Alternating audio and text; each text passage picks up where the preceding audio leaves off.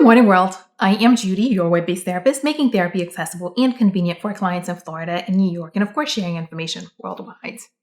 Today, I want to take a moment and talk about 5 tips or 5 ways you can support people with ADHD, especially a partner with ADHD. Because although well-intentioned, there are things that people can do that are not exactly supportive or that are more counter the intention. So that's why today we're talking about 5 things you can do to support a person with ADHD. But before I get into that, I want to take a quick moment and say, if you are subscribed, thank you so much for being a part of our awesome world. If you're not yet subscribed, please take a moment and click the subscribe button below so you can join all this awesomeness. And remember to tick the bell so that you are notified when I post new videos so you don't miss anything. And of course, if you'd like to purchase 1 or 3 of my books, there's also a link below that will take you to a site that shows you all your different options of where you can get 1 or 3 of my books. Okay, let me get back to it. First, respect and work with their systems. People who are managing their ADHD generally have a system that they work with. That includes how they're managing their everyday life activities, how they're managing their work activities. They hopefully have the calendars and the alarms and all the stuff and all the planning that they do, because that's what helps people with ADHD manage their ADHD and function, not in more than function, thrive with their ADHD. And whether it's a personal partner relationship or any type of relationship, it's important that you respect and work within their systems. This means that you don't just go and throw things off because, hey, this sounds like fun. No, if you want to plan something with them, you ask them, figure out how you can fit whatever it is that you're planning within their system. If you want them to do something for you, ask and find ways to work whatever it is that you want them to do within their system. It's important that you are respectful to the system, to their schedule, plan, organization system, or whatever it is that they have going on, because that is what is helping them stay functional. That is what is helping them thrive. That is what is helping them stay above water. So respect and work within that system. Even if you don't like it, if that's what's working for them, you may need to learn to adjust. 2, ask them how you can help. A lot of times people jump into a person's life or into a person's system and want to implement their own things because, hey, I think this would this would work better. This is more efficient. This is more effective. This works better for me. It's important that instead of you telling them, hey, this is how I want to help you, this is what I want to do, this is how I want to fit myself into your life, into your schedule, into your plan, ask them, how can I help? Especially if you notice that the person is struggling with something, or you're asking the person to do something that is not normally part of their routine. Ask them, hey, is there anything I can do to help you with this project? Is there anything I can do to help you with this new task that I'm asking? What can I do? How can I help? It's important that the person knows that they are supported, that they have your support, that they have your backing, that you're there for them. But the way they know that is you offering to help, asking and allowing them to tell you what it is that they need, because what you think is a need is not necessarily a need for them. What you think is a problem is not necessarily a problem for the person. So ask them, how can I help? What do you need? And please understand that sometimes they don't know. And if the answer they give you is, I don't know, sometimes you may have to accept that as an answer. You can always follow up with recommendations, things that you think that you can do that may be helpful. Would it help if I did X? Would it help if I did Y? Could X, Y, Z? Ask them, offer options. Do not impose. Do not tell them, hey, this is what I'm going to do. This is how I'm going to change your whole system. 3, affirm and praise them. I can't say this enough. People with ADHD experience so much in the world. It's like there's a whole world ready to bash them, especially the adults who grew up as children who did not get diagnosed. They have a whole lifetime of people judging them, criticizing them, bashing them, and a lot of that they take into adulthood with them. And when they struggle with managing their ADHD, they're still facing that in many cases. A supervisor who's labeling them as lazy, people who joke about how they're so disorganized. They have a lot going on but they are doing so much and they are thriving in so many different places and they are succeeding in so many areas. Take the time and notice those. Praise them. When you see them doing something, when you catch them doing something good, acknowledge that. Give them that opportunity every time you get a chance. And this is not just for people with ADHD. This is something we should really be doing for everyone around us.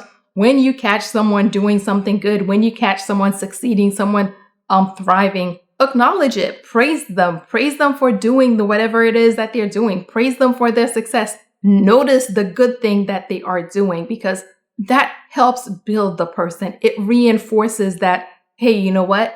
All this effort I am putting forth is being noticed.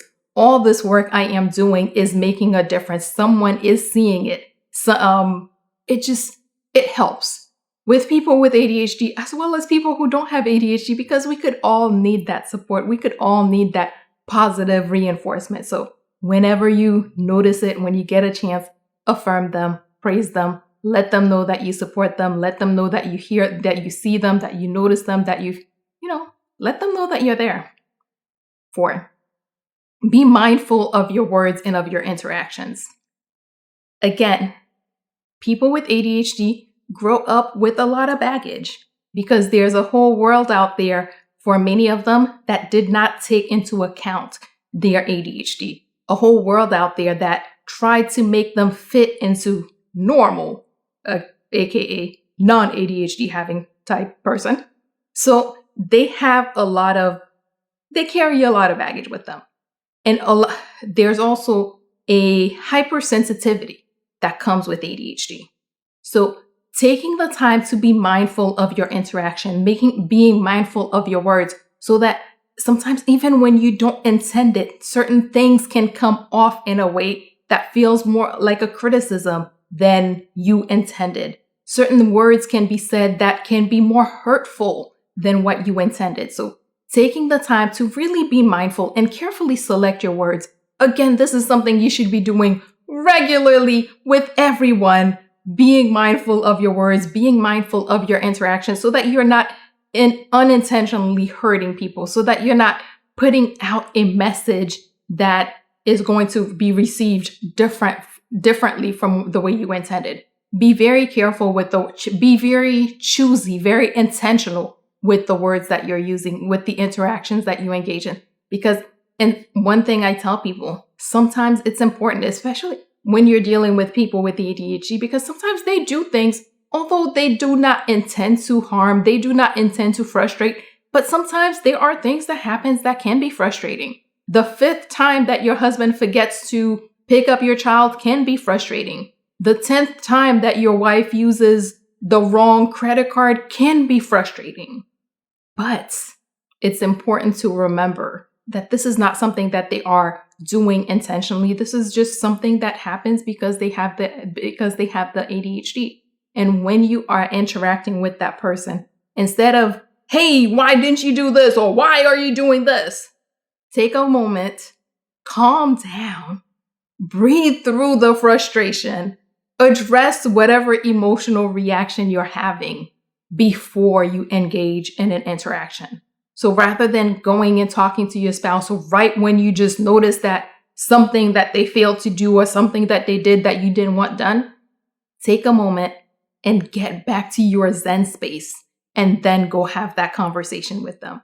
Because then you can have a more positive interaction that will give the message that you intended without hurting someone that you care about. Finally, please don't try to fix them. People with ADHD aren't broken. It is not some little toy, some clock, some machine that you're going to come in and tweak this and tweak that and they're going to be fixed. No, they are not broken. They are fully functional, regular human people who just happen to have ADHD. They're not here for you to fix. It's not something where you're going to come in and implement your system that works perfectly for you that does not have ADHD and then expect it to work for them. That's not how it works. Do not try to fix them. Support them, work within their system, help them, provide any assistance that you are able to provide that they want from you. But let them be. People with ADHD are awesomely them the way they are. They are great. They are brilliant. They're not broken. They do not need to be fixed. They just need the world to stop trying to fit them into the wrong box. Stop trying to box them in. Let them be who they are. Let them be their awesome selves with ADHD and just see what happens. Because it's going to be a great thing because they just are that kind of awesome. Okay, let me do a quick recap. 1, respect and work within their systems. If a person is managing their ADHD, they have loads of systems and calendars. It's important that you work with that and don't try to throw them off and don't try to add things or throw things in and just expect that they will, adjust. 2, ask them how you can help. It's important that they feel supported, that they know that they have your support. Ask, offer, but do not impose. Do not just dump whatever your plan is on them. 3, affirm and praise them. They're doing a lot of awesome things and they're carrying a lot of baggage from when people did not understand what was going on with them that they, put on them. So it's as when you have that opportunity to affirm them, praise them, encourage them, notice the good things that they're doing. 4, be mindful of your interactions and your words. Sometimes even if you do not intend to hurt, a lot of times you can use the wrong words. You can use when you use the wrong tones and you take your frustration out on them, it can hurt. So be very mindful of the message that your interaction as well as your words are putting out there. And finally, do not try to fix them. They are not broken. They do not need to be fixed. They are just people, regular, awesome people who happen to have ADHD, and they are, perfectly normal according to whatever the span of normal is. So please do not try to fix people.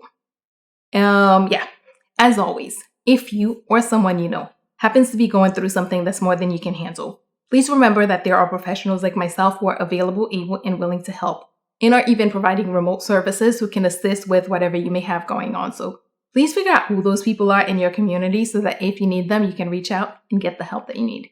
And that is all we have for today. Good morning, world. Have an awesome day.